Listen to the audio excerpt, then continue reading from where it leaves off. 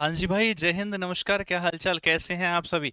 आशा और उम्मीद करते हैं हम आप सभी स्वस्थ हों, शानदार हों, जबरदस्त हों। आ जाओ मेरे भाई साथियों, राम राम सभी को। है ना, देख रहे हो? आजकल हम टाइम पर आने लगे हैं, बिल्कुल एकदम। एक आधा मिनट की बात अलग होती है।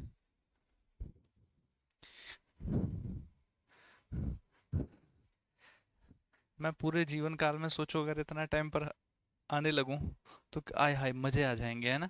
क्या कहा? मजे आ जाएंगे। आह, ओहो ओहो, ला ला ला ला ला। चलो, स्वाद आ रहा है सर। स्वाद वाले sir, good afternoon, good morning. अरे जब जागो तब सवेरा, है ना? जब जागो तब सवेरा। चलिए भाई, डालिए हेडिंग। पार्ट 2 पढ़ने वाले हैं आज हम। हेडिंग डाल दीजिए फटाफट से। बहुत प्यारी प्यारी सी बातें आज हम करने वाले हैं। और होगा पार्ट नंबर 02, जिसको हम कहेंगे सिटीजनशिप।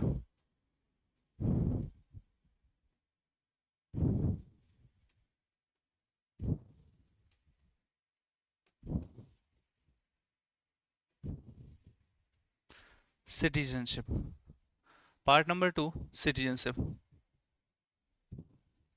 यानी किसी को नागरिकता कहा जाता है, यही तो पढ़ने वाले हैं। नागरिकता, यही तो हम पढ़ने वाले हैं। हाँ भाई, देखो फिर। आ जाओ आ जाओ आ जाओ। थोड़ा सा इसका कलर चेंज करते हैं, बैकग्राउंड कलर। मेरे भाई मेरे भाई मेरे भाई, पार्ट 02, सिटीजनशिप।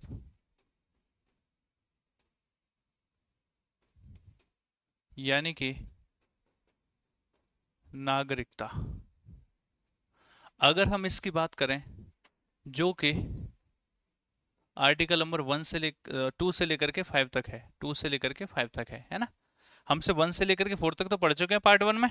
तो इसमें हम 2 से लेकर के 5 तक पढ़ेंगे। अब इसमें छोटी छोटी सी बातें आती हैं। वो आती हैं, क्या है नागरिकता, क्यों इसकी जरूरत पड़ी, क्या क्या बातें हैं। थोड़ा माइक को माउथ के पास कर लीजिए, मुझे लगता है मेरी आत्मा ही बाहर आने वाली है। और तुम कहते रहना कि आवाज नहीं आ रही, आवाज नहीं आ रही।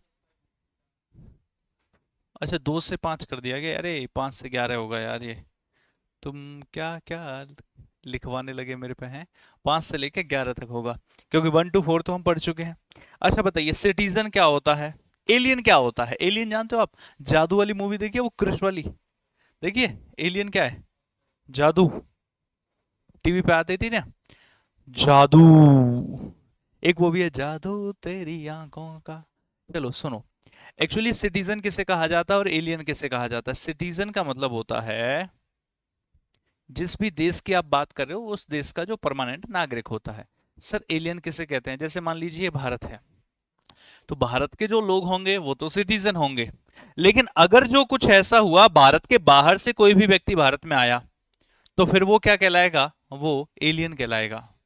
जैसे मान लो अभी ट्रंप है, ट्रंप भारत घूमने आया लग नहीं रहे अभी तो आसार ऐसे वाले क्या वो इस बार आएगा।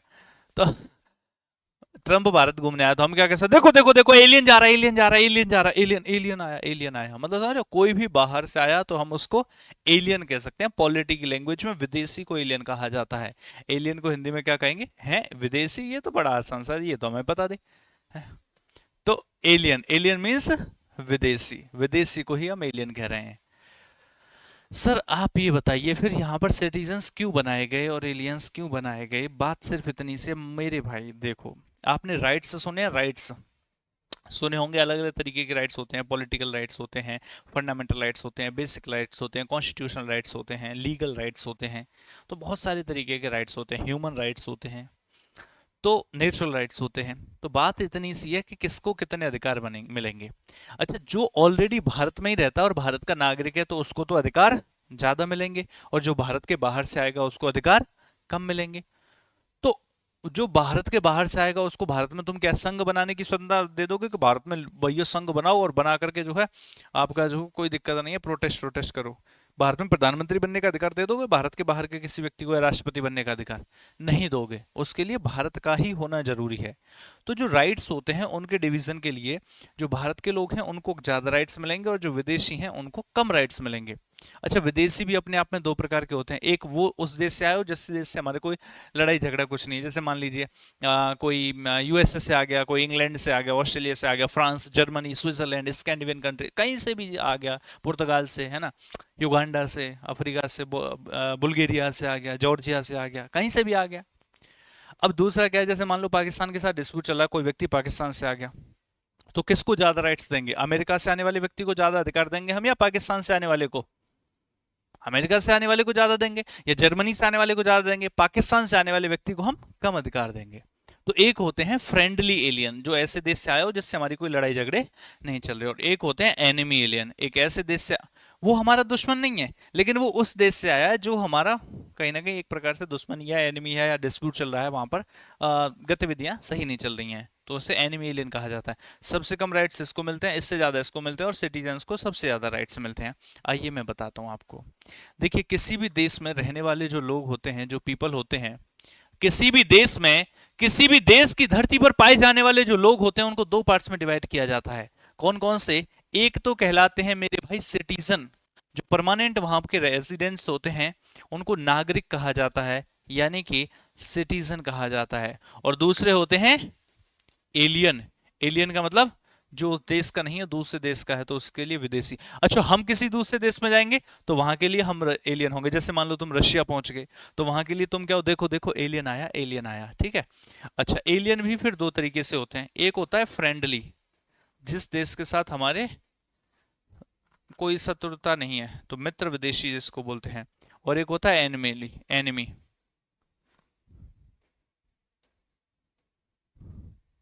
एनिमी को क्या बोलेंगे? शत्रु विदेशी, शत्रु विदेशी, ऐसे ही, ठीक है। तो मित्र विदेशी और शत्रु विदेशी ऐसे कहा जाता है। तो अगर हम राइट्स की बात करें कि ये हमारा जो भारत है, इस देश में इतने लोग पाए जाते हैं, तो ये लोग कितने प्रकार के होंगे? दो। एक जो भारत के परमानेंट रेसिडेंट होंगे, बाकी दूसरे एलियन। तो सबसे ज्यादा राइट्स किसको मिलते हैं? सिटीजन्स को। इससे कम किसको मिलते हैं? एलियंस को। और इससे भी कम किसको मिलते हैं? एनिमी एलियंस को। ठीक है, समझ में आ गई बात? घुस रही है थोड़ी सी बुद्धि में? ठीक है। अब आते हैं कि भैया भारत में आपको एकल नागरिकता देखने को मिलती है। भारत की जो नागरिकता है वो क्या है? सिंगल सिटीजनशिप है। सिंगल सिटीजनशिप यानी कि एकल नागरिकता। क्या मतलब होता है एकल नागरिकता का? एकल नागरिकता का क्या मतलब होता है? एकल नागरिकता है अपने प्यारे भारत में। तो देखो, नागरिकता का मतलब है, जैसे अमेरिका बना था तो मैंने क्या बताया था, छोटे छोटे राज्य हुआ करते थे, उन राज्यों ने क्या किया, आपस में गठबंधन किया और एक देश की स्थापना कर दी, और ये देश क्या बन गया? यूनाइटेड स्टेट्स ऑफ अमेरिका, यानी USA. United states of America, America के जो स्टेट्स थे वो यूनाइट हो गए, ये बन गया यूनाइटेड स्टेट्स ऑफ अमेरिका। ठीक है भाई, बात आ गई समझ में। लेकिन समस्या इस बात की है कि जब ये अलग अलग स्टेट्स थे तो हर स्टेट के लोगों के पास उस स्टेट की नागरिकता थी। हर स्टेट के लोगों के पास उस स्टेट की नागरिकता थी। जैसे ही ये एक देश बना तो हर स्टेट के लोगों के पास इस देश की भी नागरिकता आ गई। तो प्रत्येक व्यक्ति के पास कितनी नागरिकता हो गई? दो। कौन कौन सी? एक उस राज्य की और दूसरी उस देश की। एक उस राज्य की और दूसरी उस देश की नागरिकता। इसका मतलब है यूएसए में हो गई ड्यूअल सिटीजनशिप। इसका मतलब क्या है? यूएसए में क्या हो गई? Dual citizenship. सिटीजनशिप किस किस की? एक तो हो गई देश की और दूसरी हो गई राज्य की। बात आई समझ में? अच्छा, भारत में भारत की नागरिकता तो है ही है, इसके साथ साथ राज्यों की भी तो नागरिकता है, नहीं है? तो मैं, किसी ने सुना है ऐसा कि मैं मध्य प्रदेश का नागरिक हूं, मैं बिहार का नागरिक हूं, मैं बंगाल का नागरिक हूं जहां काला जादू होता है? नहीं, क्योंकि हम राज्य के नागरिक नहीं, हम राज्य के रहने वाले। हो सकता है कि मैं कर्नाटक में रहता हूं, मैं केरल में रहता हूं, मैं गुजरात में रहता हूं, मैं बिहार में रहता हूं, मैं हिमाचल में रहता हूं, लेकिन नागरिक मैं भारत का हूं। तो कहते हैं ना, इंडियन, आई एम इंडियन, हम भारतीय हैं, किसी राज्य के नहीं, राज्य में हम रह सकते हैं, राज्य का डोमिसाइल हो सकता है, लेकिन हम भारतीय हैं, तो हमारे यहाँ एकल नागरिकता है। सर क्या सच में एलियन बोल, तुम्हें क्या लगता है मैं तुम्हारे साथ मजाक मजाक खेल रहा हूं, तुम मेरे मित्र हो, या फिर तुम्हें क्या लगता है मैं, मेरा टाइम पास नहीं हो रहा था इसलिए मैं एलियन वाली बात बता रहा हूं, या फिर तुम्हें क्या लगता है कि मैं गलत बात बता रहा हूं, है? जो कह रहा सच में एलियन बोलते हैं क्या, मैं यहाँ झूठ झूठ लिख रहा हूँ, यहाँ लिख दूं ब्रैकेट में झूठ, ये झूठ है, और मुझे झूठ पढ़ाने में और लिखने में मजा आ रहा है, ऐसे लिख दूं, अरे सच में बोलते हैं क्या, है नालायक आदमी। ठीक है, हाँ इंडियंस, ये छोटी सी बात हो गई, अब थोड़ी और बड़ी बातें करें, चलिए आगे बढ़ते हैं और बड़ी बड़ी बातें करते हैं, एक काम करते हैं, बड़ी बड़ी बातें बाद में देखेंगे, पहले ये देखते हैं 5 से लेकर के 11 तक आर्टिकल्स हैं, इनको पढ़ना शुरू करते हैं। आर्टिकल 5, 6, 7, 8, 9, 10, 11। अच्छा क्या है, 5, 6, 7, 8, 9, 10, 11, ये वो आर्टिकल्स हैं जो नागरिकता से संबंधित हैं, जो बोलोगे वो मान लेंगे।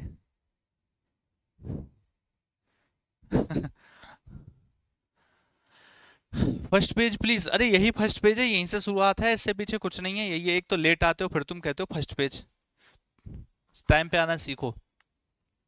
सुनो ध्यान से, इनमें से कई सारे आर्टिकल्स का तो आज यूज भी नहीं है, तुम्हें क्या लगता है ये आर्टिकल्स कब लागू हुए होंगे, हमारा संविधान कब लागू हुआ था, 26 जनवरी 1950, लेकिन इनमें से कुछ ऐसे आर्टिकल्स थे जो कब लागू हो गए थे,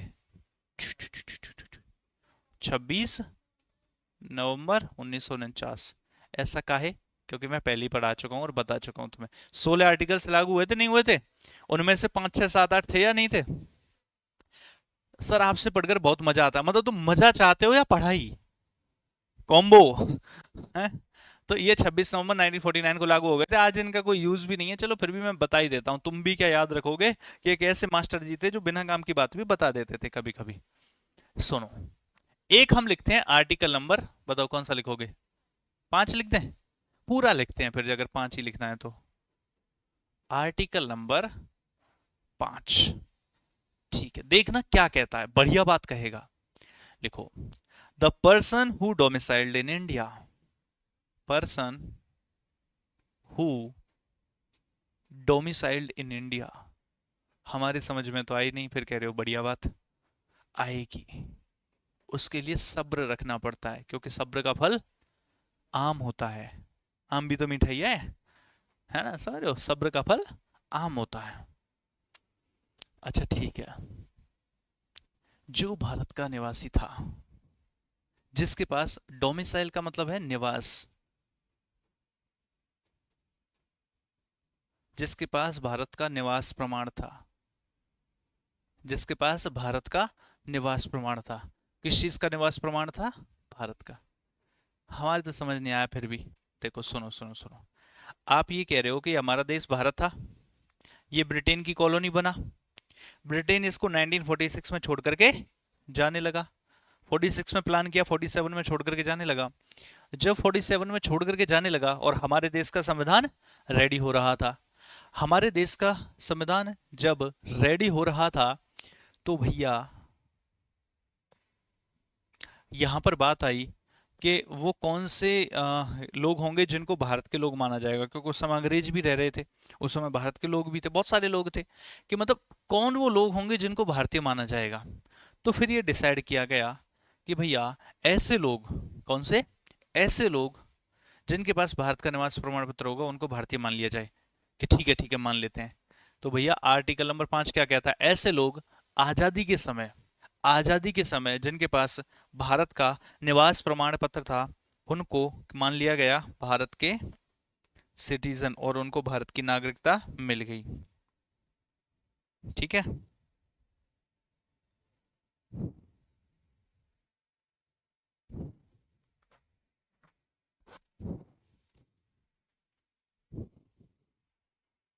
एक कह रहा है सर इसको थोड़ा सा 9 तक कर दो, ठीक है 9 तक कर देते हैं, ऐसी दिक्कत, अरे एक्चुअल में मैंने वो लिखे थे यहाँ पर जिनका यूज नहीं है, 9 का तो आज भी यूज है, आपने पता क्या है यहाँ पर बात यह है कि आप जो कह रहे हो वो 5, 6, 7, 8, 9 है ना, 60, 324, ये वो आर्टिकल्स हैं जो लागू हुए थे, लेकिन मैंने यहाँ पे जो बता रहा था वो ये बता रहा था कि ऐसे आर्टिकल्स जो लागू भी होते हैं और जिनका यूज भी नहीं है। 9 का यूज तो भैया आज भी है, जो 5 6 7 8 है ना, इनका यूज नहीं है। 9 का यूज तो आज भी है, तो उसको तो हम पढ़ेंगे ही। तो 9 लागू हुआ था लेकिन यूज उसका आज भी है। आज इन 5 6 7 8 का यूज नहीं है, अभी बताऊंगा कैसे। अच्छा ये बताओ, उस समय नागरिकता मिलनी थी, मिल गई, आज इस आर्टिकल 5 का क्या यूज है? कुछ भी नहीं। और जिन लोगों को नागरिकता मिली होगी वो तो निपट भी लिए होंगे अब तक। चलो ठीक है। आर्टिकल 5 के बाद नेक्स्ट आर्टिकल आने लगा, आर्टिकल नंबर 6। कौन सा आर्टिकल आने लगा? Article number 6। अब बताना तुम यूज है या नहीं है। आर्टिकल 6 कहने लगा, अच्छा बताओ भाई बताओ, सुनो सुनो सुनो, उस समय क्या सिर्फ पाकिस्तान ही बना था या एक आधा देश और भी बना था? बना था क्या? ये पाकिस्तान। बांग्लादेश कहां से बन गया? पाकिस्तान। ये वाला कौन था? ईस्ट पाकिस्तान। बांग्लादेश कहां से आ गया? यही ईस्ट पाकिस्तान से 1971 में बांग्लादेश बना है भैया। ये जो ईस्ट पाकिस्तान है यही तो 1971 में क्या बन गया? बांग्लादेश। तो उस समय बांग्लादेश नहीं था, उस समय पाकिस्तान ही था। यही 1971 में बांग्लादेश बना है। और ये वाला क्या था? वेस्ट पाकिस्तान। तो ये दो देश और बने थे। अच्छा, जब ये नहीं बने थे इससे पहले तो पूरा का पूरा एक ही था, भारत था, है ना? और जब पूरा का पूरा एक ही था और भारत था, पूरा का पूरा एक ही था और भारत था, तो जब ये देश बने तो कुछ पॉपुलेशन यहां चली गई।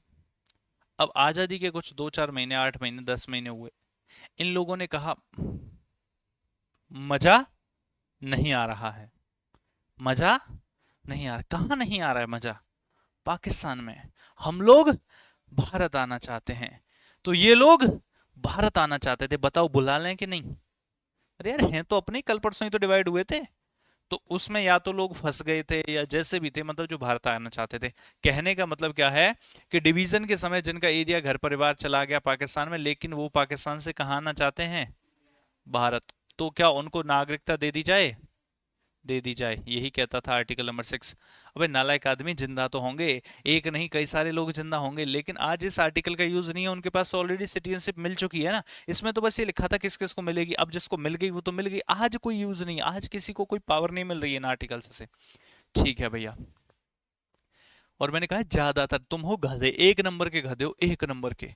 मतलब ये मान लो बस, वो नहीं होती, क्या बोलते हैं गांव में, रूखड़ी वुखड़ी बोलते हैं जड़ को, क्या है ना, बोलते हैं ना कि धतूरा है, रूखड़ी, हाँ। वो नहीं खाते हो तुम, हो सकता है पता नहीं खाते हो तो कुछ तुम में से, हो सकता है तुम में से कुछ खाते होंगे, तो बस वही समस्या है, वो नहीं खाते हो। वरना तो सेम है, बुद्धि एकदम खत्म है, एकदम खत्म। एक होता है घुटनों में, घुटनों के अलावा फिर होती है तलबे में, एक होती है जमीन में ही चली गई, पूरी बुद्धि है ही नहीं। वही तुम्हारे हाल है। आ जाओ। तो कुछ लोग जो पाकिस्तान से इंडिया आए, इनको भैया नागरिकता मिल जाएगी। अच्छा एक और बात बताओ, अगला आर्टिकल लिखो। तुम क्या कहते हो कि कुछ लोग पाकिस्तान से इंडिया आए होंगे, है ना? तो क्या कुछ लोग ऐसे भी तो होंगे जो इंडिया से पाकिस्तान गए होंगे? सर उनको नागरिकता थोड़ी मिलेगी। अरे सुनो तो सही, क्या कुछ लोग ऐसे होंगे जो इंडिया से पाकिस्तान गए होंगे और पाकिस्तान में रहे होंगे, उन्हें मजा आया होगा थोड़े दिन, कुछ दिन बाद मन भर गया कि भैया नहीं, अब दोबारा भारत वापस जाना पड़ेगा। तो ये दोबारा से इंडिया वापस आए। हमने कहा कोई बात नहीं, सुबह का भूला भूला, शाम को अगर घर आ जाए तो उसे भूला नहीं कहते, चीजें समझ आ गई, कुछ एक्सपीरियंस लेकर के आया है। समझ गए बात को? तो ऐसे लोग जो पहले आजादी के समय इंडिया में ही थे लेकिन गए पाकिस्तान, कुछ दिन के बाद ही भैया इंडिया वापस आए। ये जब संविधान बन रहा है उसी दौरान की बात चल रही है, जब संविधान सभा संविधान बना रही है, वो जो 2 साल 11 महीने वाला समय है उस समय की बात चल रही है। ठीक है भैया, इन लोगों को नागरिकता दे दी जाए कि नहीं? दे दी जाए। आज इसका भी कोई यूज नहीं है। इसके बाद आया आर्टिकल नंबर 8। आर्टिकल 8 कहने लगा कि क्या तुम हमेशा इंडिया पाकिस्तान ही करते रहोगे? क्या कुछ लोग ऐसे नहीं होंगे जो घूमने के लिए फ्रांस गए होंगे, जो घूमने के लिए कनाडा गए होंगे, जो कहीं ऑस्ट्रेलिया गए होंगे, यूके गए होंगे? मतलब ऐसा भी तो हो सकता है कि कुछ ऐसे लोग होंगे भारत के, वो पर्सन्स जो आउटसाइड कंट्री होंगे, जो आउटसाइड कंट्री या फॉरेन कंट्रीज में, विदेश में गए होंगे। कुछ ऐसे लोग जो आजादी के समय, ये सब आजादी के समय की बात हो रही है, ऐसे लोग जो आजादी के समय विदेश में गए होंगे, किसी अदर कंट्री में गए होंगे, विदेश गए होंगे, फॉरेन गए होंगे, तो जब पीछे से क्या हो गया, बंटवारा, तो जब वो भारत वापस आए तो क्या उनको नागरिकता दे देनी चाहिए, दे देनी चाहिए। ये कहता है आर्टिकल 8। ये बताओ 5, 6, 7, 8 समझ में आए? चांसेस ना के बराबर हैं कि इनसे आपको आपको क्वेश्चन आए समझ में, मतलब आए उसमें पेपर में, समझ में तो आएगा, पेपर में आए, चांसेस ना के बराबर हैं, लेकिन कई बार बन भी जाता है, तो आप इसको कर देना। सीधा सीधा याद रखना, 5 में क्या होगा, डोमिसाइल, 6 में जो पाकिस्तान से इंडिया है, 7 में इंडिया से पाकिस्तान, पाकिस्तान से इंडिया है, 8 में जो लोग विदेश गए थे उनको भी मिल गई। चांसेस कम है कि क्वेश्चन आए, लेकिन ना बताते तो तुम भी कहते कि बताया नहीं, और फिर क्या है, बस यही कहते तुम। समझ में आ गई इतनी सी बात? चलें अब हम आगे। तो ये हो गए 5 से लेकर के 8 तक। अब हमारे कौन से आर्टिकल बचे, 9, 10, 11। पहले हम देखते हैं 9 को। किसको देखते हैं, 9 को। ये लिख लिए थे भैया, ये वाला लिख लिए? आर्टिकल नंबर 9 क्या कहता है, ध्यान से सुनना। आर्टिकल नंबर 9 पूरा लिखेंगे, मजा नहीं आ रहा छोटा लिखने में। अरे भाई,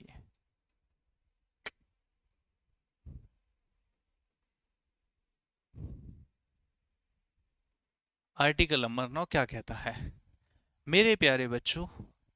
आर्टिकल नंबर 9 कहता है क्या?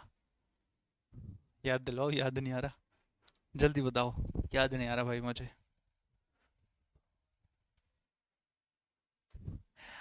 ये कहता है कि कोई भी व्यक्ति, ऐसा कोई भी पर्सन, यानी कि कोई भी व्यक्ति जो हमारा है, यानी कि जो इंडिया का नागरिक है,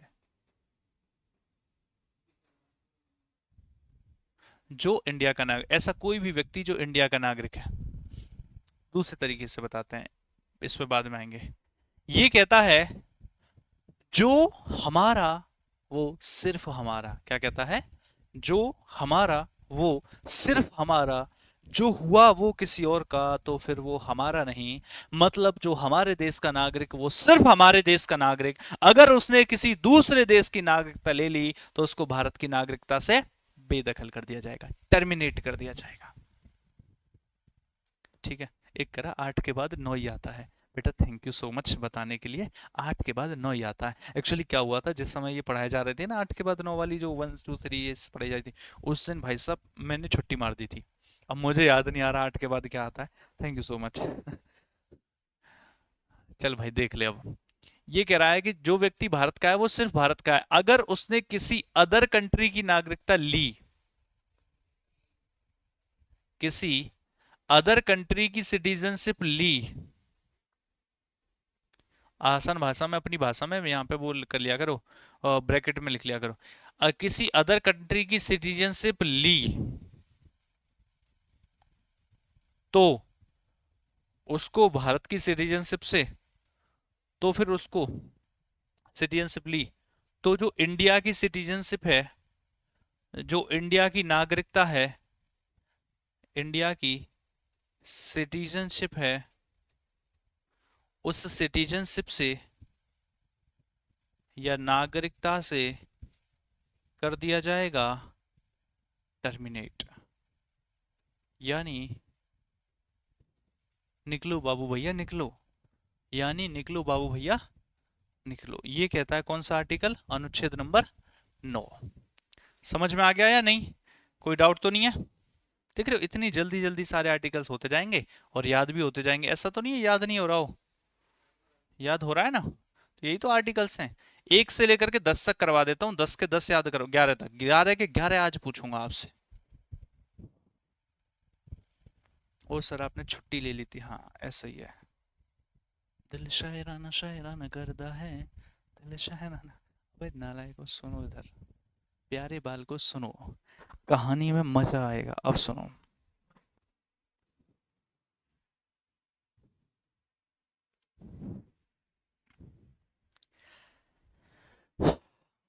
ये कहता है continuance of the citizenship,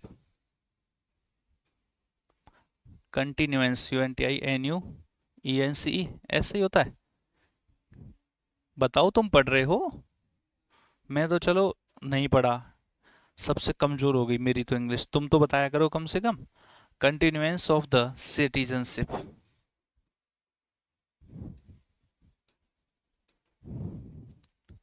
as per the law made by parliament. समझ में आ रही है कुछ बात? Continuance of citizenship as per the laws made by the parliament.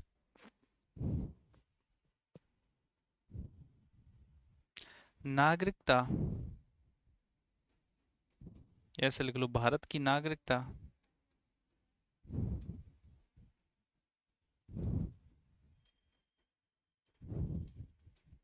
Bharat की नागरिकता संसद के द्वारा द्वारा एक जगह का नाम भी है यहाँ पे, द्वारा। भारत की नागरिकता संसद के द्वारा बनाए बनाए कानून पर निर्भर करती है।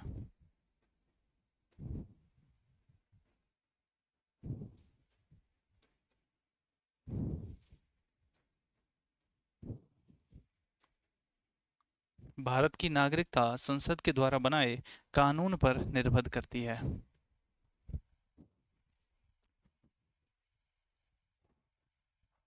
हाँ, अगर किसी को मिली, किसी देश ने ऑफर करी और उसने एक्सेप्ट कर ली, तो फिर भारत की नागरिकता से उसको छोड़नी पड़ेगी। मतलब ड्यूअल, दो सिटीजनशिप रख ही नहीं सकता आदमी।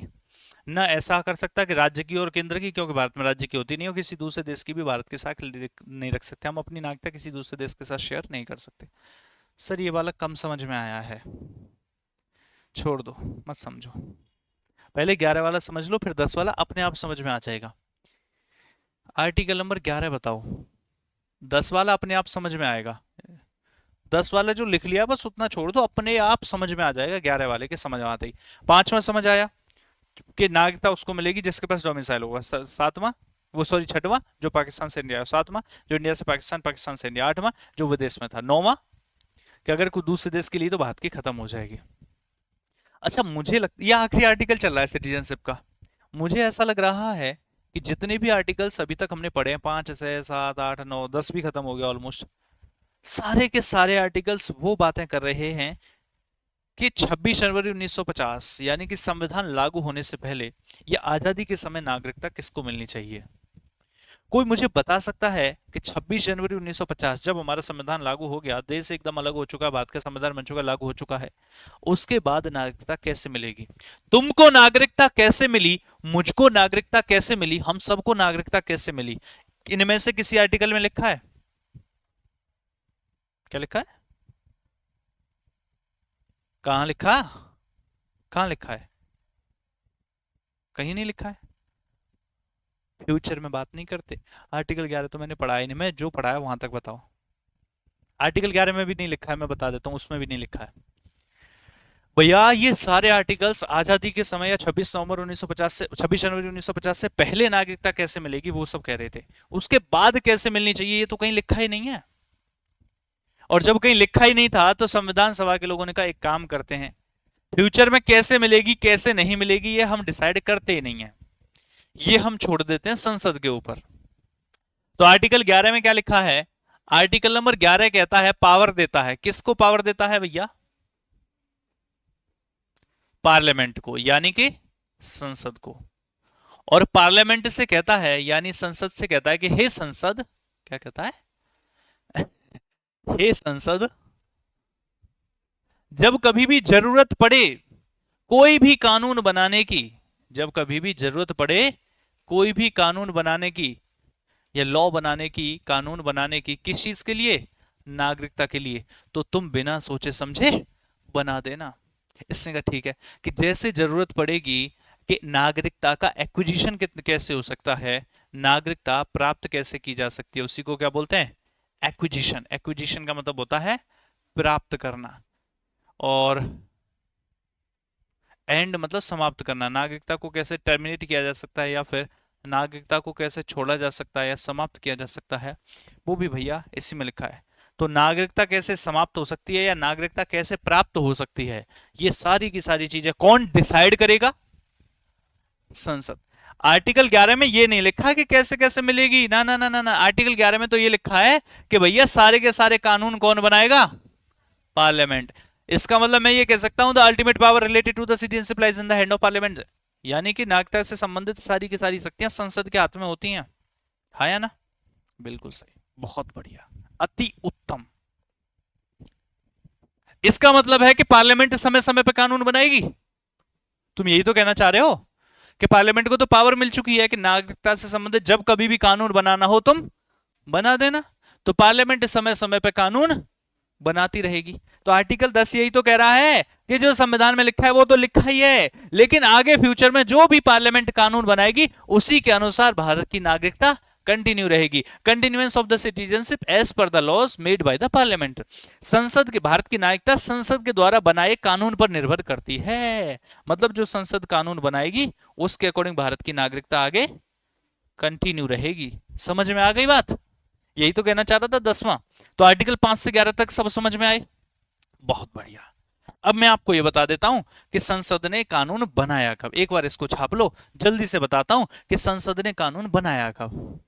मजा आ गया? अभी थोड़ा मजा और आएगा, तुम लिख लो बस इसको, एक बार छाप लो, फिर मैं बता देता हूं। संसद ने जो सिटीजनशिप एक्ट बनाया था वो क्या था, CANRC क्या है ना, 2019 में जो समस्या हो रही थी वो सब क्या था, सब बताएंगे।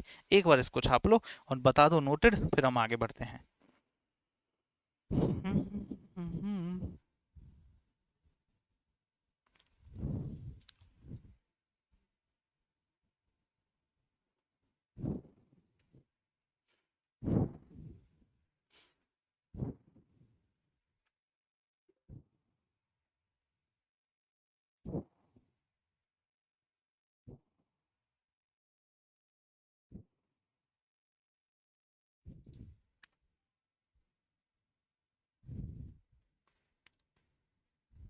सर पावर क्या बोलती है या उसमें पीपल बोलते हैं? अरे पावर भाई, पावर पावर है, नागरिकता संसद के पास पावर है, पावर।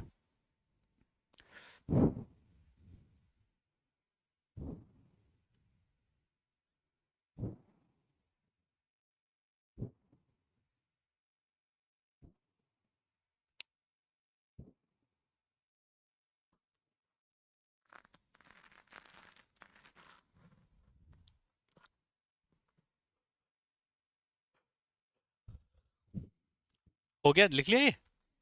इसको अच्छा, एंड की बजाय आप यहाँ पे लॉस भी लिख सकते हो, लॉस ऑफ सिटीजनशिप। क्या लिख सकते हो? लॉस, यानी कि समाप्ति, लॉस। स्वाद आ रहा है? स्वाद लीजिए। स्वाद आ रहा है तो स्वाद लीजिए, कोई भी क्वेश्चन गलत ना जाए, बस ऐसा स्वाद लीजिए। स्वाद स्वाद के चक्कर में कहते हैं ना कभी कभी जीभ जल जाती है, वो वाला नहीं करना है, बस आराम से स्वाद लेना है तो आराम से है।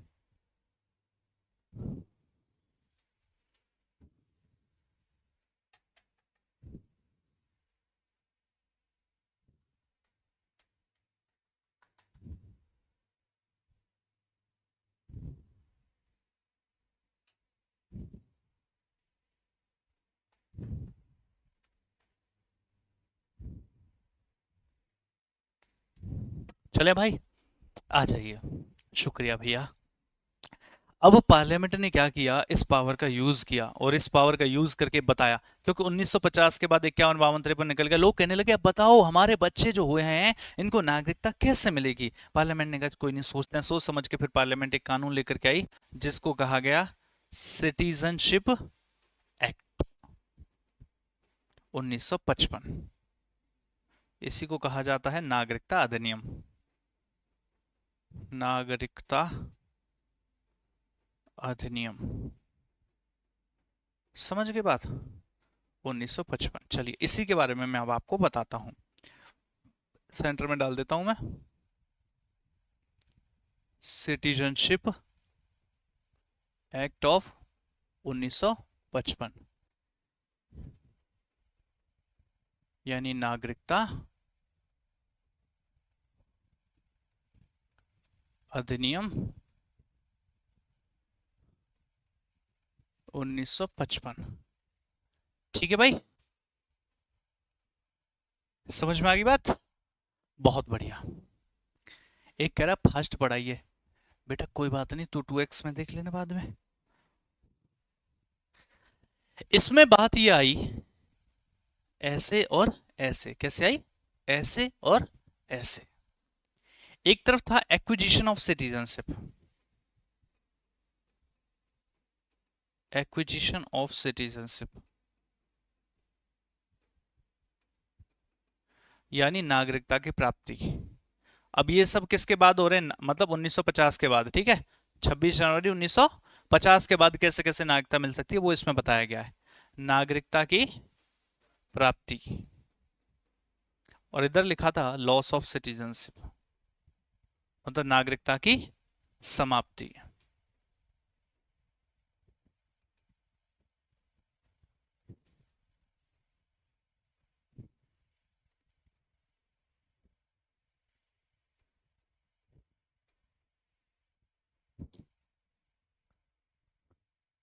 नागरिकता की समाप्ति, यहां पर होगी प्राप्ति और यहां पर होगी समाप्ति। अच्छा बताओ, नागरिकता प्राप्त करने के कितने प्रकार हैं? तो इधर बताए गए 5 तरीके से नागरिकता प्राप्त की जा सकती है। 5 वेज हैं, 5 प्रकार से नागरिकता को प्राप्त किया जा सकता है। और 3 तरीके ऐसे हैं जिनसे नागरिकता को छोड़ा जा सकता है। 3 ways to renounce the citizenship और टू एंड द सिटीजनशिप, और 5 ways to for the acquisition of citizenship. अब ध्यान देना ढंग से। क्या ढंग से?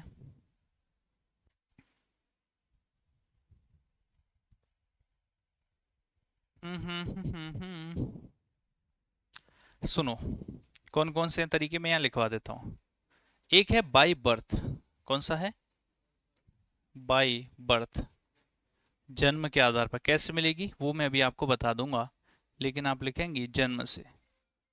एक तो नागरिकता मिल जाती है जो कि जन्म से मिलती है। अच्छा भैया क्या कह रहे हैं आप, किस चीज की बधाई दे? 5? अच्छा, ये नहीं चाहिए था हमको। चलिए, ये भाई बहुत कॉल करते हैं, ये जो है ये प्री अप्रूव्ड है, ये है पता नहीं क्या क्या है। दूसरा वाला जो होता है उसको बोलते हैं बाय वंश, बाय डिसेंट यानी वंश से। बधाई सो ऐसे देते हैं पता नहीं कौन सा रण जीत लिया हो वंश से। जैसे नहीं शादी होने के बाद सब बधाई देने आते हैं, वैसे ये बधाई देते हैं, बधाई। तीसरा bye registration, bye registration. Registration का मतलब होता है पंजीकरण से। किससे? पंजीकरण से। चौथा होता है बाय नेचुरलाइजेशन,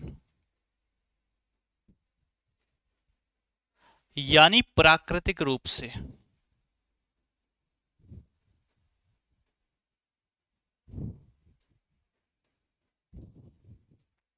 और पांचवा होता है बाय इनकॉर्पोरेशन ऑफ टेरिटरी। 1 2 3 4 डाल दूं यहाँ पे? एक ही बात, तुमने जो डाल दिया वो डाल के रखना। 2 3 4 और 5। नेक्स्ट होता है बाय इनकॉर्पोरेशन ऑफ टेरिटरी,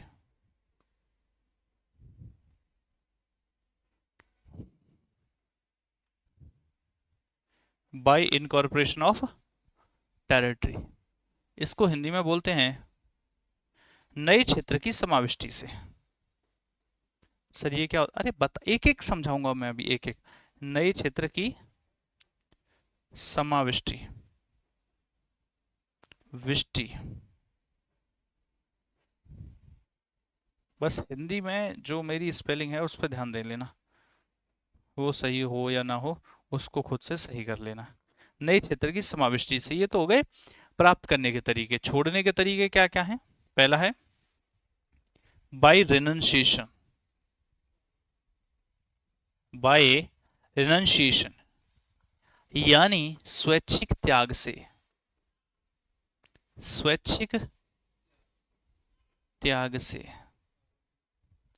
दूसरा जो तरीका है उसको बोलते हैं बाय डेप्रिवेशन, या बाय टर्मिनेशन कर दो, बाय टर्मिनेशन। बर्खास्ती से, बर्खास्त करना, बर्खास्त करना। और तीसरा जो है उसको बोलते हैं बाय डेप्रिवेशन, वंचित करना, डेप्रिवेशन, यानी कि वंचित करना। समझ गए बात को? यस और नो? समझ गए बात को? यस और नो? सर आपने हिंदी इंग्लिश दोनों में कैसे याद किया? बस यार तुम्हें पढ़ाते पढ़ाते सब याद हो गया, और कुछ नहीं है, और कुछ नहीं है। कोई घुट्टी नहीं पी थी, जैसे जैसे तुम्हें पढ़ाया वैसे वैसे याद हो गया। ठीक है। सोचिए आज सोनम का जो नाम है पूरे देश को याद है, क्या हमें सिटीजनशिप के प्रकार याद नहीं हो सकते हैं? आज आप नीले ड्रम का नाम कहीं पर भी ले दो, पूरी दुनिया जानती है, मतलब एटलीस्ट भारत तो जानता ही है।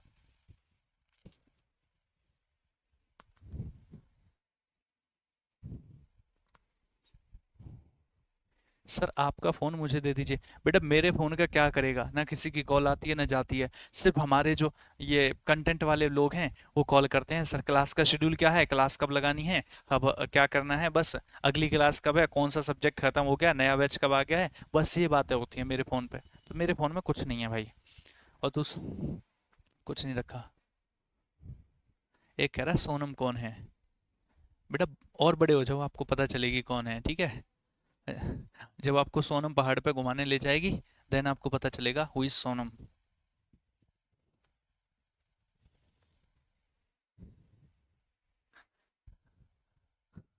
सर आप बहुत गंदे हो। अच्छा, क्यों भाई, मैं नहा के नहीं आया?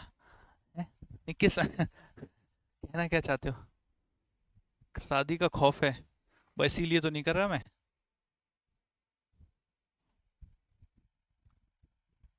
खतरा बहुत है। हाँ भाई खतरा बहुत है, ये बात तो आपकी माननी पड़ेगी। चारों तरफ खतरा है, चारों तरफ खतरा है।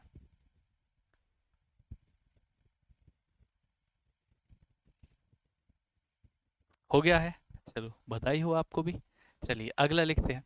तो एक एक करके चीजें समझना शुरू करते हैं मेरे भाई, ठीक है? एक बार वो नोट पे भी तो लिख के चला था, हाँ सोनम गुप्ता। देखिए एक एक करके समझते हैं कि जन्म के आधार पर, आप सबको पता होना चाहिए, मैं आज आपको ये सारी चीजें क्लियर कर दूंगा, किसको नागरिकता कैसे मिलती है, कब मिली, कहाँ मिली, कैसे कैसे कैसे। सबसे पहला कौन सा है? सबसे पहला बाय बर्थ। अब मेरी बात ध्यान से सुन लेना, तब आपको समझाऊंगा। बाय बर्थ यानी कि जन्म से। लिखना मत, कंफ्यूज हो जाओगे। मैं आपको कुछ बातें बताना चाहता हूं, उनको सुनना, फिर बाद में लिखना। जन्म से नागरिकता कैसे मिली होगी? मैंने क्या कहा, मैं जो बात कर रहा हूं वो कब से कर रहा हूं? 26 जनवरी 1950 से। या तो कोई भी व्यक्ति इस दिन पैदा हुआ हो या इस दिन के बाद पैदा हुआ हो, मैं उस व्यक्ति की बात कर रहा हूं। अच्छा, इसकी बात करने से पहले एक दो बात और कर दूं? ठीक है।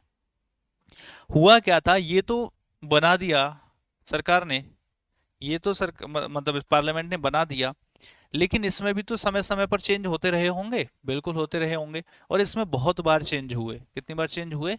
बहुत बार। और जो बहुत बार चेंज हुए, सिटीजनशिप एक्ट में चेंज होंगे तो क्या कहलाएंगे? अमेंडमेंट। तो सिटीजनशिप अमेंडमेंट एक्ट कहलाएंगे, यानी सीएए कहलाएगा। जैसे वैसे तो 57 में भी चेंज हुआ था, 60 में भी हुआ था, लेकिन कोई मेजर चेंज नहीं था। मेजर चेंजेस जो है 1986 में हुए थे, 1980 1992 में हुए थे, 2003 में हुए थे, 2005 में हुए थे, 2015 में हुए थे, 2019 में हुए थे, मतलब समझ रहे हो? और यही क्या कहलाता है? CAA 2019, citizenship amendment act 2019। ये कॉन्स्टिट्यूशन अमेंडमेंट एक्ट वाला नहीं है, ये कौन सा है? सिटीजनशिप अमेंडमेंट एक्ट 2019, जो बहुत ज्यादा वायरल हो रहा था, जिसकी वजह से बहुत ज्यादा डिस्प्यूट, प्रदर्शन, रोड जाम, चक्का जाम हो रहे थे। ओके, आ जाओ। एक कह रहा है सर 5 ईयर प्लान हिस्ट्री का पार्ट होता है या पॉलिटी का? ना बेटे हिस्ट्री का ना पॉलिटी का, इकोनॉमिक्स का पार्ट होता है। तो पता नहीं काहे परेशान रहते हो तुम। तो ये जो चेंजेस हुए ये समय समय पर होते रहे, आपको सारे के सारे अमेंडमेंट एक्ट नहीं पढ़ने, जो जो छोटी मोटी बातें मैं बताता हूँ आपको, ध्यान से सुनते चलो। मैं आपसे ये कह रहा हूँ कि 26 जनवरी के बाद अगर कोई भी बच्चा भारत में पैदा हुआ है, क्या कहा? 26 जनवरी के बाद कोई भी बच्चा अगर भारत में पैदा हुआ है, कब तक? 26 जनवरी से लेकर के 1 जुलाई 1987 से पहले, इससे पहले अगर कोई भी बच्चा 1 जुलाई 1987 या तो 26 जनवरी को इस दिन या फिर इस दिन के बाद कोई पैदा हुआ है 1 जुलाई 1987 को,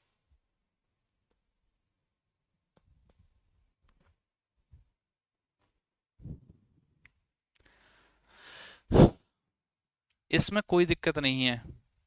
चाहे तो फादर या तो मदर, कोई भी इंडियन हो तो भी फर्क पड़, तो भी सही है, ना हो तो भी सही है, उसको भारत की नागरिकता मिल जाएगी।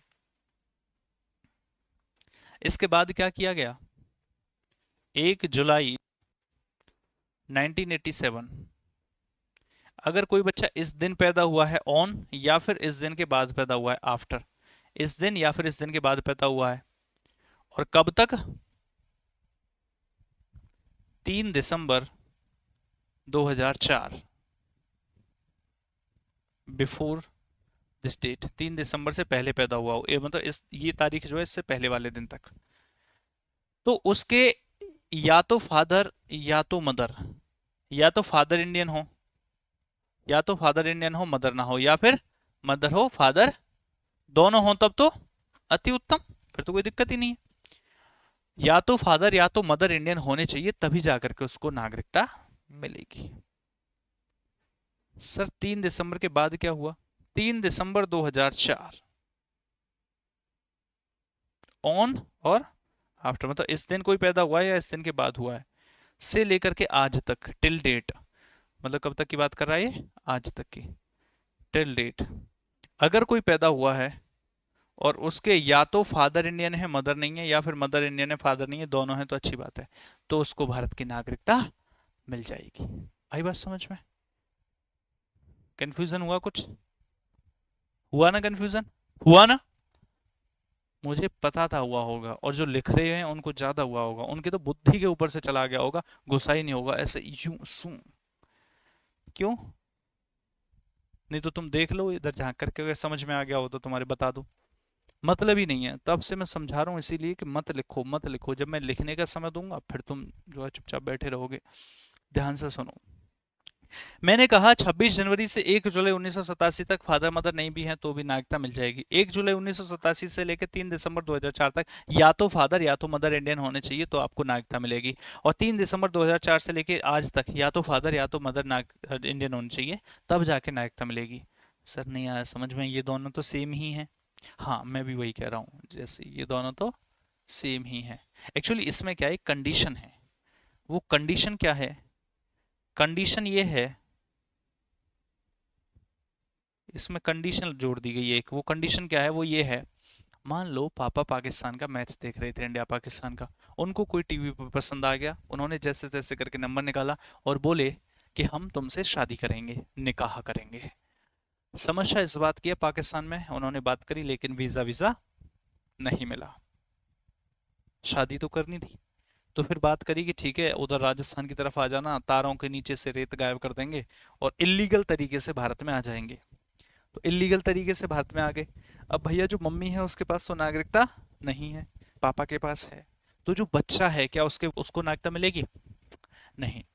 अगर आपके एक पेरेंट तो हैं इंडियन, लेकिन जो दूसरे पेरेंट्स हैं, हो सकता है मम्मी यहाँ की हो, कोई पापा बाहर के हो जाए, या मतलब जो पुरुष है वो बाहर से हो जाए, फीमेल यहाँ से हो जाए, या पुरुष यहाँ से हो जाए, फीमेल बाहर की हो जाए।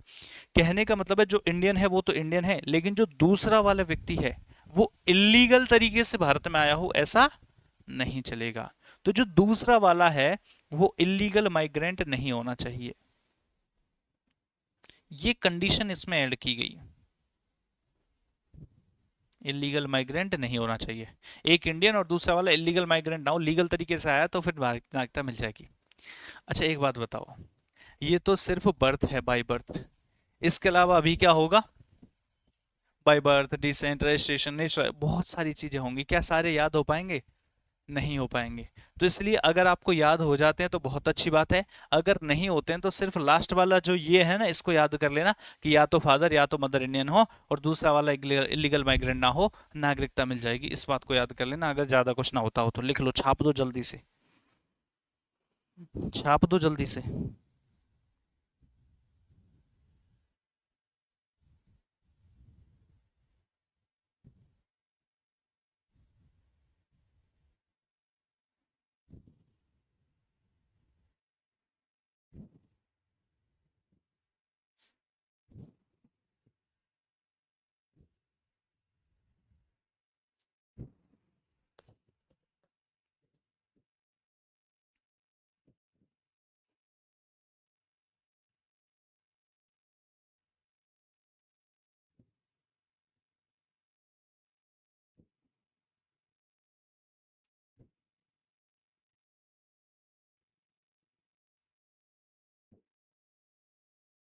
ठीक है। अच्छा, ये सब कब की बात चल रही है? ये सब तब की बात चल रही है जब आपका जो जन्म है वो कब हुआ हो। जन्म कहाँ हुआ हो, भारत में या भारत के बाहर? जन्म हुआ हो भारत में, तब की बात चल रही है, तभी तो मिलेगी बाई बर्थ।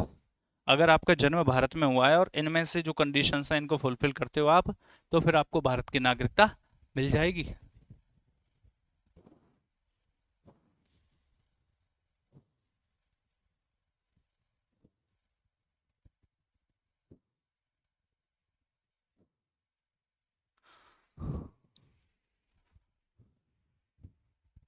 सर पॉलिटी में बड़ा मजा आ रहा है, हिस्ट्री में तो इतने नाम हो गए थे, पता ही नहीं किसका बेटा किसका बना दिया। अच्छा, चलो ठीक है, अब यहाँ मजे लेते रहो, पढ़ते रहो, लेकिन याद भी करते रहना, ठीक है।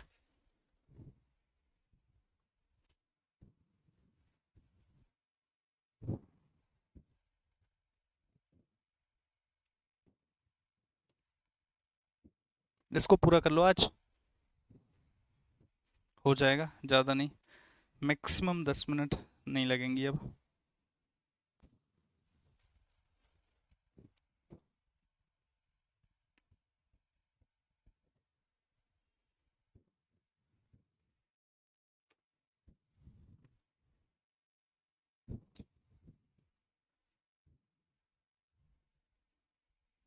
लप्पू सा अच्छा,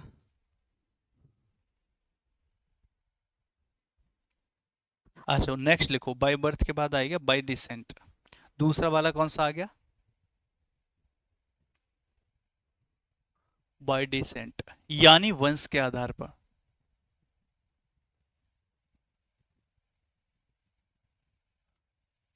वंश के आधार पर नागरिकता कैसे मिलेगी? ये तब मिलेगी जब आपका जन्म जो है वो कहाँ हुआ हो, आउटसाइड इंडिया। अरे भैया, भारत में ही होगा तो बाय बर्थ मिलेगी, भारत के बाहर कहीं जन्म हुआ है लेकिन आपके वंशज तो भारत के ही हैं, तो जन्म क्या है?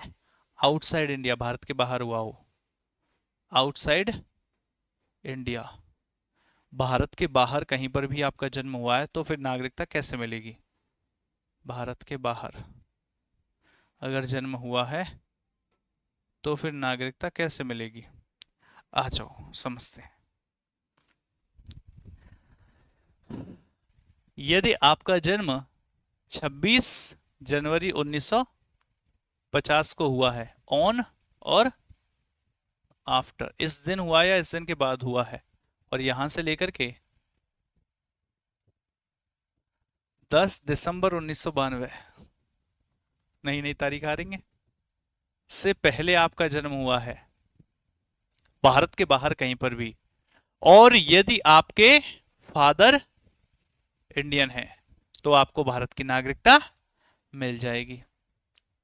या फिर 10 दिसंबर 1992 से को जन्म हुआ है, ऑन और आफ्टर, और इसके अलावा 3 दिसंबर 2004 से पहले, और आपके या तो फादर या तो मदर, जरूरी नहीं है फादर ही हो, या तो फादर इंडियन है मदर नहीं है, या मदर है फादर नहीं है, या दोनों ही इंडियन है, तब तो कोई दिक्कत ही नहीं है।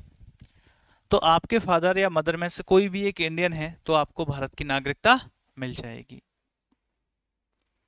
3 दिसंबर 2004 को, मतलब इस दिन या फिर इस दिन के बाद आपका जन्म हुआ है, और टिल डेट आज तक, और अगर आपके या तो फादर या तो मदर इंडियन है और दोनों हैं तो फिर तो अच्छी बात है, तो आपको भारत की नागरिकता मिल जाएगी। सर ये तो दोबारा से सेम हो गया, नहीं सेम नहीं है, इसमें एक कंडीशन है ना, वो कंडीशन भी तो लिखो। लेकिन इसमें कंडीशन क्या है कि जब भी जन्म हुआ होगा, जब भी जन्म होगा उस जन्म के with in 1 year, with in 1 year आपको भारतीय दूतावास में, उस देश में कोई ना कोई भारतीय दूतावास होगा, उस भारतीय दूतावास में अपने बच्चे का रजिस्ट्रेशन कराना होगा, या उसको रजिस्टर कराना होगा और ये कहना होगा कि इसका जन्म तो इस देश में हो गया है लेकिन हम इस देश की नहीं भारत की ही नागरिकता लेंगे, तो आपको भारत की नागरिकता मिल जाएगी।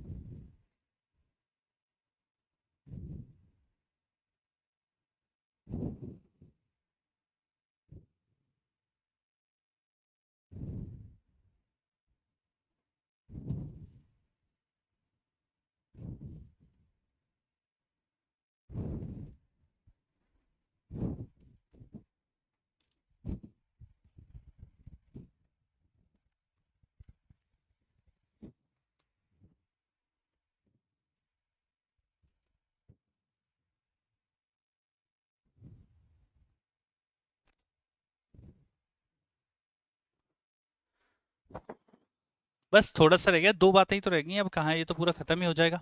बाई डिसेंट हो गया, अब डालो हेडिंग बाई रजिस्ट्रेशन। बस खत्म, ये तो छोटे छोटे से हैं, ये तो बहुत छोटे छोटे से, 5 मिनट में सारे हो जाएंगे। देखो, बाई रजिस्ट्रेशन, रजिस्ट्रेशन इसको बोलते हैं पंजीकरण के आधार पर। अगर किसी की कोई दूसरी क्लास हो तो या तो ऐसा कर लेना, उसको थोड़ा लेट लेना, या फिर उस क्लास को ले लो, इसको लास्ट में थोड़ा सा जो बचेगा उसको रिकॉर्डर ले लेना, ठीक है। तो पंजीकरण के आधार पर, पंजीकरण से थोड़ा सा रहेगा, 5-7 मिनट में ये पूरा हो जाएगा, ठीक है। तो आप जो है आराम से ले लेना। पंजीकरण के आधार पर कैसे मिलती है, कि अगर आप किसी भी देश के नागरिक हो, भारत में आकर के रह रहे हो, है ना, अगर आप भारत में रह रहे हो, भारत में रह रहे हो, रह रहे हो 7 साल तक, कितने साल तक, 7 साल तक, तो आप रजिस्ट्रेशन कर सकते हो। तो आप रजिस्ट्रेशन कर सकते हो और रजिस्ट्रेशन के आधार पर आपको नागरिकता मिल जाएगी, खत्म हो गया बस, लो। ऐसी तो है बस, छोटी छोटी सी बातें, अब तो ज्यादा नहीं है, अगर रजिस्ट्रेशन के आधार पर लेने हैं तो। लेकिन ये किन लोगों को मिलेगी, जो कहीं ना कहीं इंडियन ओरिजिन से बिलोंग करते हैं, belongs to Indian origin, belongs to Indian origin, मतलब ये उन लोगों को मिलेगी, जैसे मैं एग्जांपल बता देता हूं, अगर किसी ने भारत में शादी कर ली, जैसे या तो मम्मी पापा भारत के थे, आप मम्मी पापा कहीं घूमने गए, आपका जन्म फ्रांस में हो गया, वहीं की नागरिकता आपने ले ली, वहीं के सिटीजन बन गए। जब आप बड़े हुए आपको लगा कि नहीं भारत की नागरिकता लेनी चाहिए, आप भारत में आए, तो मम्मी पापा तो इंडिया के थे, तो मतलब पर्सन ऑफ इंडियन ओरिजिन हो गए आप, है ना। पर्सन ऑफ इंडियन ओरिजिन, इसी को पीआईओ बोलते हैं, पर्सन ऑफ इंडियन ओरिजिन। अब तो ओसीआई का, ओवरसीज सिटीजन ऑफ इंडिया भी इसी में मर्ज हो चुका है, ओसीआई और पीआईओ कार्ड हुआ करते थे। या दादी दादा भारत के रहे थे, या फिर किसी ने भारत में शादी कर ली, क्या किया, भारत में शादी कर ली, और जब शादी कर ली तो उसको 7 साल तक रहना होगा, उसी के बाद भारत की नागरिकता मिलेगी। ये कुछ एग्जांपल्स हैं जिसके आधार पर आप मतलब जो इंडिया से आपका कोई ना कोई कनेक्शन होना चाहिए, तब जाकर के रजिस्ट्रेशन के आधार पर आपको नागरिकता मिलती है, ठीक है। अब नालायक आदमी एनआरआई को कैसे मिलेगी, एनआरआई का मतलब क्या, फुल फॉर्म पता है एनआरआई की, नॉन रेजिडेंट इंडियन, वो ऑलरेडी इंडियन है, किसको नागरिकता बनाएगा, इसको बोर्ड बना के देखा तो ये ऑलरेडी बोर्ड है, इसको पेन बना के देखा, नहीं बना सकता, ये ऑलरेडी पेन है। एनआरआई का मतलब क्या, ये ऑलरेडी इंडियन है। नॉन रेसिडेंट इंडियन मतलब वो रहता नहीं है, रेसिडेंस उसका इंडिया में नहीं है, रेसिडेंस बाहर है, नॉन रेसिडेंट इंडियन, तो एनआरआई तो ऑलरेडी इंडियन होता है। चलिए नेक्स्ट देखिए, बाई नेचुरलाइजेशन, चौथा कौन सा होता है, बाई नेचुरलाइजेशन, प्राकृतिक रूप से। नेचुरलाइजेशन का मतलब होता है प्राकृतिक रूप से। अब प्राकृतिक रूप से नागरिकता कैसे मिलती है, ध्यान से सुनिएगा, प्राकृतिक रूप से नागरिकता कैसे मिलती है, ध्यान से सुनिएगा मेरे भाई, मेरे प्यारे बच्चों, मुन्नाओ, देखो ध्यान से। कहानी कुछ इस प्रकार से है, प्राकृतिक रूप से लेने के लिए आप किसी भी देश से बिलोंग करते हो, अगर आप भारत की नागरिकता लेना चाहते हो तो ले सकते हो, लेकिन उसके लिए आपको भैया अप्लाई करना होगा, उसके लिए नागरिकता के लिए आपको अप्लाई करना होगा, या फिर आपको रजिस्ट्रेशन कराना होगा, ठीक है। लेकिन जिस दिन आप अप्लाई करोगे या रजिस्ट्रेशन कराओगे, जरूरी है, जिस दिन आप अप्लाई करोगे या रजिस्ट्रेशन कराओगे, तो जरूरी है कि उससे पिछले